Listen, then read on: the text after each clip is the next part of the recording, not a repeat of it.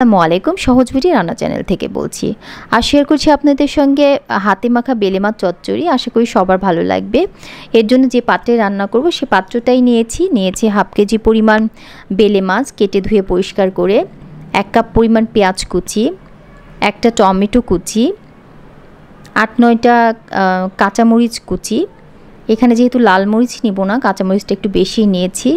আর নিয়েছি 1 চা চামচ পরিমাণ হলুদ গুঁড়া, স্বাদ মতো লবণ, 1/4 কাপ পরিমাণ তেল। এখানে তেমন কোনো মশলার প্রয়োজন নেই, শুধু পেঁয়াজ, মরিচ আর হলুদ লবণ হলেই হয়ে যাবে। প্রথমে পেঁয়াজটা দিয়ে দিব। পেঁয়াজটা একটু বেশি দিয়েছি কারণ যেহেতু আর কোনো মশলা দিব না, আর মাছটা পেঁয়াজ দিয়েই ভুনা করব। আর এরপরে দিয়ে দিব কাঁচামরিচ, তারপরে দিচ্ছি লবণ আর হলুদের গুঁড়া। এবার এই মরিচ পেঁয়াজকে খুব ভালো করে চটকে মেখে নিতে হবে। এমনভাবে চটকাতে হবে যেন পেঁয়াজ থেকে পানিটা ছেড়ে দেয়। এবং এই রান্নার মানে মেইন স্বাদটা ডিপেন্ড করে এই চটকানোর উপরে। খুব ভালো করে একদম যতক্ষণ পর্যন্ত পানি ছেড়ে না দেয় পেঁয়াজ থেকে ততক্ষণ পর্যন্ত চটকাতে হবে, কারণ মাছটা খুবই নরম মাছ, চুলায় দেওয়ার সঙ্গে সঙ্গে রান্না হয়ে যায়। এরপরে দিয়ে দিচ্ছি তেলটা দেওয়ার পর আবার একটু ভালো করে চটকাতে হবে। যেহেতু মাছটা নরম, চুলায় দেওয়ার সঙ্গে সঙ্গেই রান্না হয়ে যাবে, তাই পেঁয়াজটাকে এখান থেকেই ভালো করে চটকে নিতে হবে যেন চুলাতে খুব বেশি সময় এটা সিদ্ধ করার জন্য না রাখতে হয়। এরপরে দিয়েছি টমেটো আর মাছটাকে খুবই আলতো হাতে নাড়বো, এইবার আর প্রেস করা যাবে না। এরপর ধনিয়া পাতাটা আমি একদম শেষে দিব, প্রথমে দিব না, এখন শেষে শুধু স্মেলটার জন্য দিব।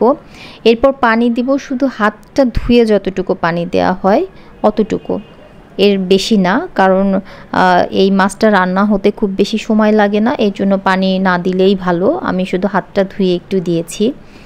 10 মিনিটের মধ্যেই রান্নাটা হয়ে যাবে। আমি গ্যাসটা জ্বালিয়ে দিয়ে একদম পুরো হাই ফ্লেমে 10 মিনিট এটাকে রান্না করব।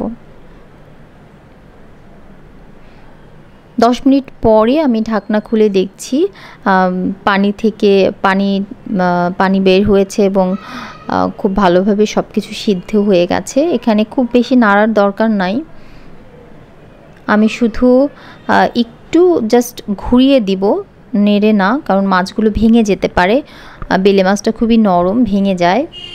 এরপরে দিয়ে দিচ্ছি ধনিয়া পাতা, একদম শেষে যেন স্মেলটা থাকে, এবং বেলে মাছে এই ধনিয়া পাতার স্মেলটা খুবই ভালো লাগে।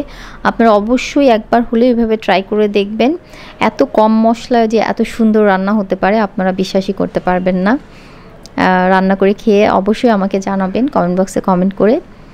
এরপরে এই তো হয়ে গেল আমার মাছ ভুনা চচ্চড়ি। এরপরে আমি একটা পাত্রে উঠিয়ে পরিবেশন করব।